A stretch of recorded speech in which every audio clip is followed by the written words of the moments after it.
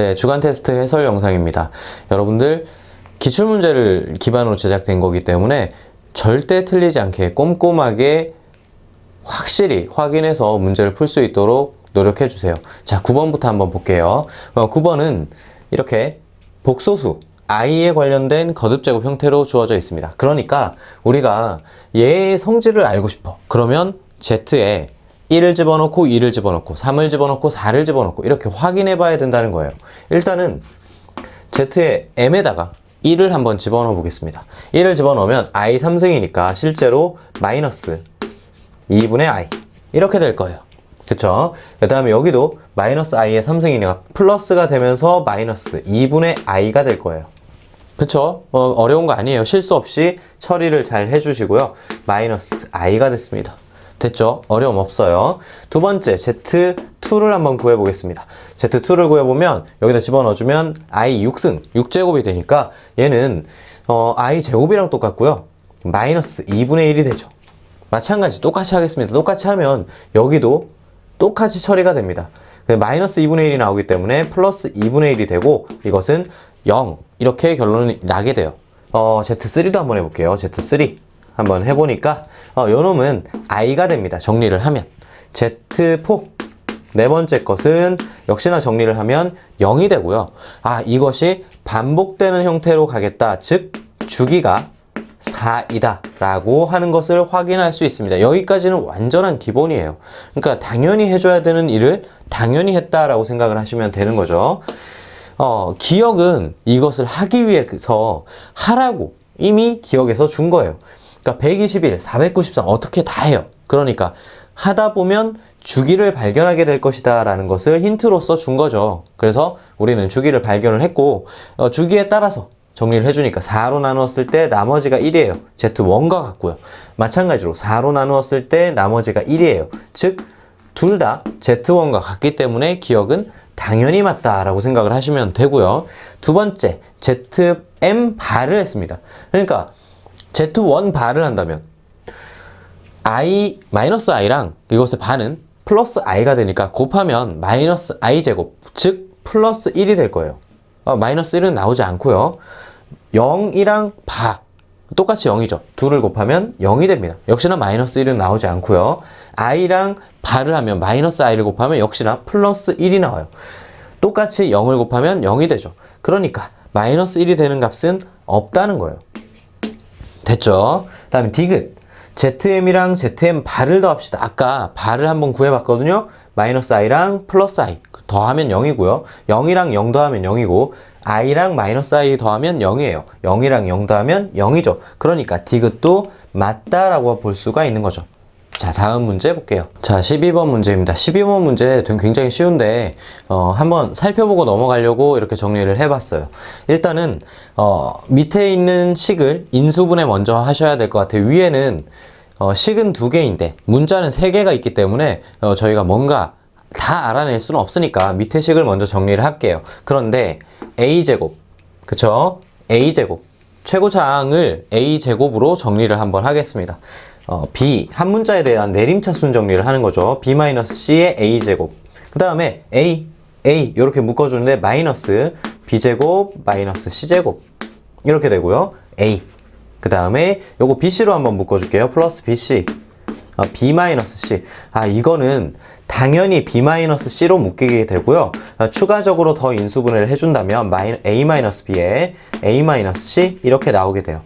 지금 a-b랑 b-c가 주어져 있는 상황이니까 a-c만 구하면 되겠다. 이거 많이 한 행동이거든요. 둘을 더하면, 그쵸? 합을 하면 그 결론이 a-c가 2라는 사실을 알게 되고요. 3개를 그대로 집어넣어주면 이 값은 마이너스 2가 나오게 됩니다. 라는 사실을 금방 확인할 수 있습니다. 다음 문제 볼게요. 네, 13번 문제입니다. 13번 문제는 사실은 실수를 유도하는 문제예요.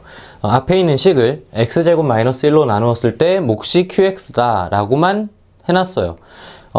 당연히 나머지가 얼마다, 나머지가 얼마냐라고 묻지 않았지만 우리는 나머지를 찾아내야 한다는 거예요.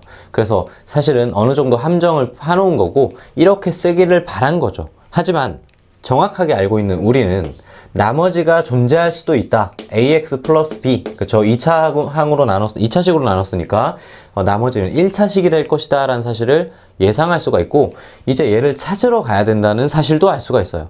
그래서 조금 변형을 할게요. 요게 x-1에 x 플러스 1 이렇게 존재하기 때문에 qx 더하기 ax 플러스 b 이렇게 되는 거고요. 당연히 1을 집어넣었을 때 여기가 사라지고 이런 사실을 알 수가 있죠. 3 a 플러스 b 이렇게 되고, 마이너스 1을 집어넣었을 때도 뭔가 알 수가 있죠. 여기 1은 마이너스 a 플러스 b 이렇게 연립을 해주면 저 rx가 x 플러스 2라는 사실까지 알게 돼요. 자, 그런데 우리가 qx의 모든 개수의 합을 구하세요 라고 했는데 그건 q1이란 말이에요. q1을 구하려고 하는데 여기 1을 집어넣으니까 계속 사라지는 거예요. 그쵸? 여기다 완성을 시켜놔도 계속 사라지게 되니까 어떻게 해야 되지? 라는 사실을 어떻게 고민을 하는 거예요. 근데 그게 아니고 정리를 했을 때 얘를 삭제되게, 그쵸? 1을 대입했을 때 저 나오는 x-1을 삭제되게 만드는 것이 중요하기 때문에 rx를 넘기겠습니다. 그쵸? 정리를 한번 해볼게요. 요 x 플러스 1을 넘겨서 소거해 주시고 이렇게 정리할 수 있어요. x 백승 마이너스 1은 x-1에 x 플러스 1에 qx가 되겠구나. 자, 이제 보이나요? 저쪽 편에 넘어가 있는 게 x-1을 가지고 있습니다. 요거 인수분해 한번 해주면 x-1에 x의 99승 더하기 x의 98승 이렇게 간다는 거죠. x 플러스 1. 요런 인수분해 많이 해봤죠. 그러니까 얘랑 지우면 이제 드디어 우리는 1을 대입할 수가 있어요. q1의 구하는 목적이기 때문에 1을 이제 대입을 하는 거죠. 1을 대입을 해주면 99, 1까지 더하기 1까지 있으니까 이쪽은 100이 됩니다.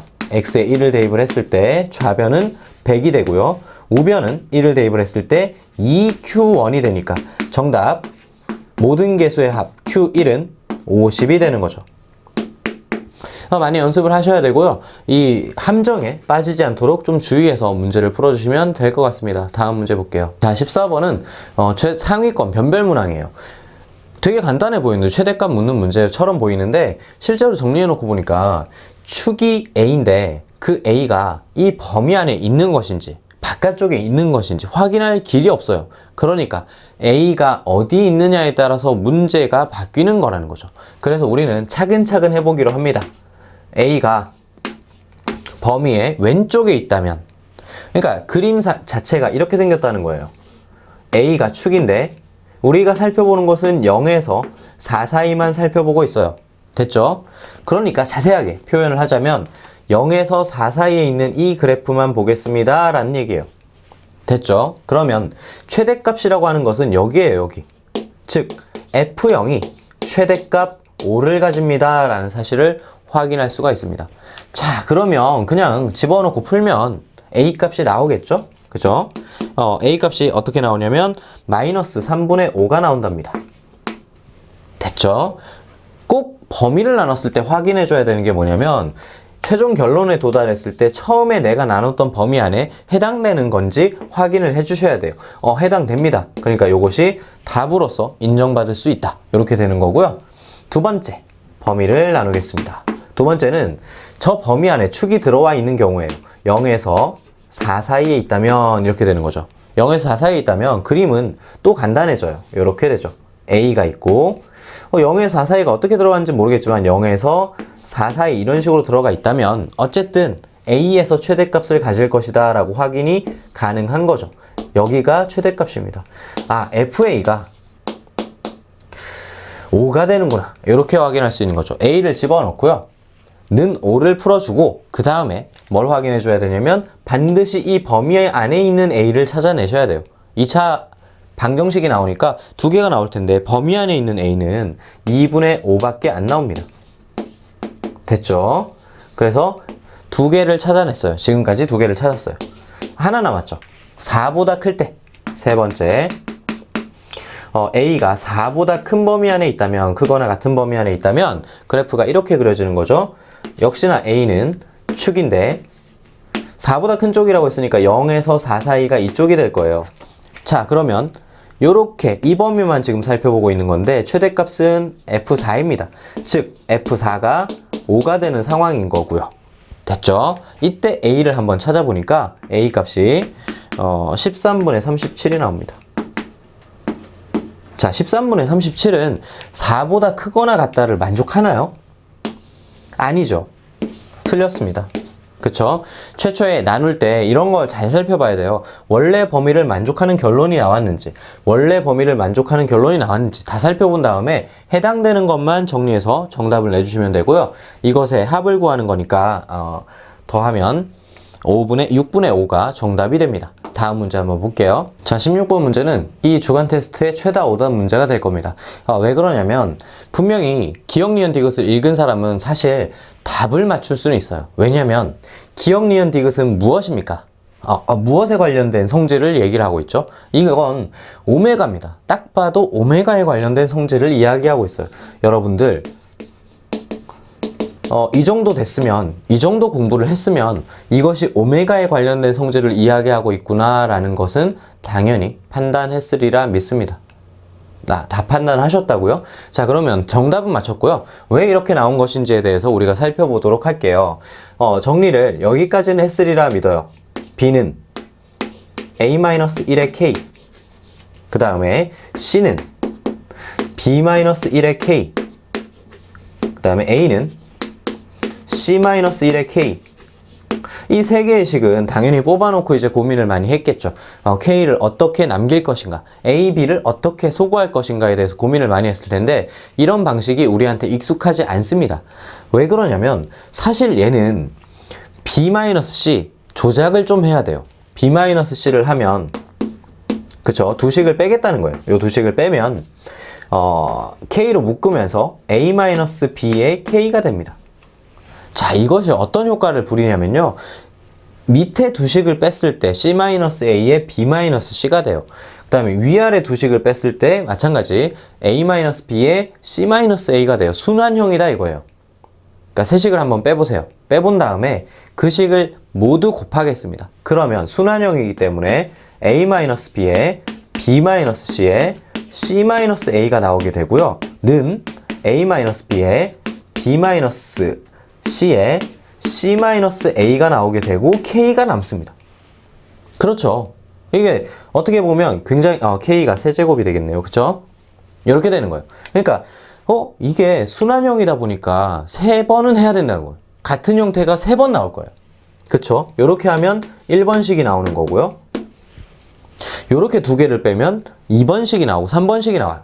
그쵸? 이렇게 빼면, 그래서 걔네들을 다 곱하면 이런 형태가 나오게 되고요. 지금 A, B, C는 같지 않기 때문에 얘네는 0이 될 수 없으니까 양변에 나누어줘도 될 것 같습니다. 그러니까 K3승은 1이다 라는 결론에 나오게 되고요. 우리가 원했던 오메가에 대한 식이 나왔다 이렇게 되는 거죠.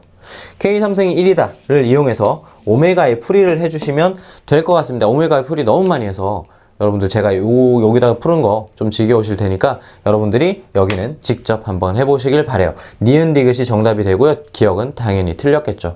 자, 다음 문제 볼게요.